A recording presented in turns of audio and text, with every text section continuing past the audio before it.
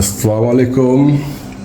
পরম্পরা জীবনশৈলীর সম্মানিত সদস্যবৃন্দ, আজকে আমি আপনাদেরকে হার্বাল ডিককশন বানানোর কিভাবে বানাবেন এটা আমি আপনাদেরকে আজকে দেখাবো। আজকে আমি এটাকে বলা হয় পিপল পাতা। দেখতে বট গাছের পাতার মতো, আসলে এটা বট পাতা না। এই যে দেখেন, এইটা নিচ দিয়ে একটা লেজের মতো আছে, একটু লেজের মতো আছে। এটাকে পিপল পাতা বলা হয়, আর আমাদের এখানে এটাকে অশ্বত্থ বলা হয়, পিপল বলা হয় ভারতে। এই পিপল পাতা দিয়ে আজকে আমি হার্বাল ডিককশন বানাবো। এর জন্য এই যে সাইজ দেখা যায়, এই সাইজের আমি তিনটা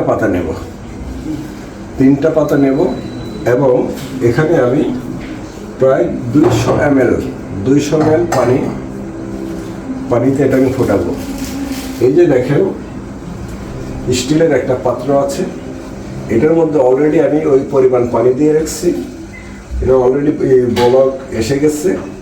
এখন আমি যে কাজটা করবো সেটা হচ্ছে, এই পাতাগুলোকে আমি ছিঁড়ে ওই গরম পানিতে দিয়ে দেব। গরম পানিতে দেওয়ার পর এই যে আমি গরম পানিতে এটা দিয়ে দিলাম।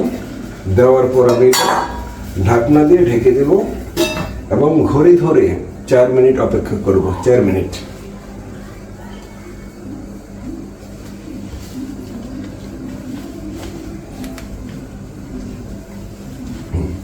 চার মিনিট পর এটা আমি ফ্লেমটা একটু কমিয়ে দেব, একেবারে হালকা ফ্লেম। এই যে এখন ডিককশনটা আপনারা খাবেন, বিশেষ করে ওই কি পাতা, এটা অশ্বত্থ পাতা। এই অশ্বত্থ পাতার ডিককশন কি কি রোগে কাজ হয়?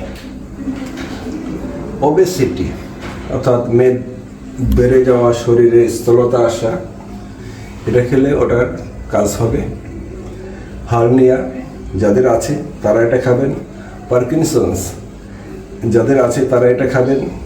আলজেইমার, প্যারালাইসিস, ইনফার্টিলিটি, লো স্পার্ম যাদের শুক্রাণু হ্রাস পেয়ে গেছে তারা এটা খাবেন।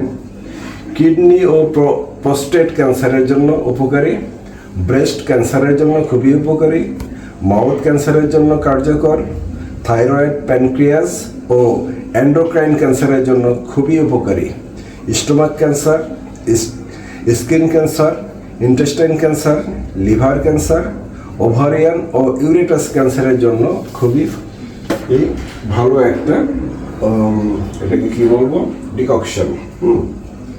তো বন্ধুগণ, কয় মিনিট হলো?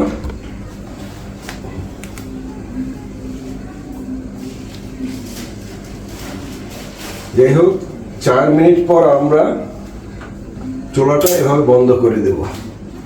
বন্ধ করে দিয়ে 10 মিনিট ঢাকনা দেওয়া অবস্থায় থাকবে। 10 মিনিট পর আমরা এই ঢাকনাটা খুলে ফেলব এবং চা ছাকার ছাঁকনি দিয়ে আমরা এটাকে ছেঁকে নেব।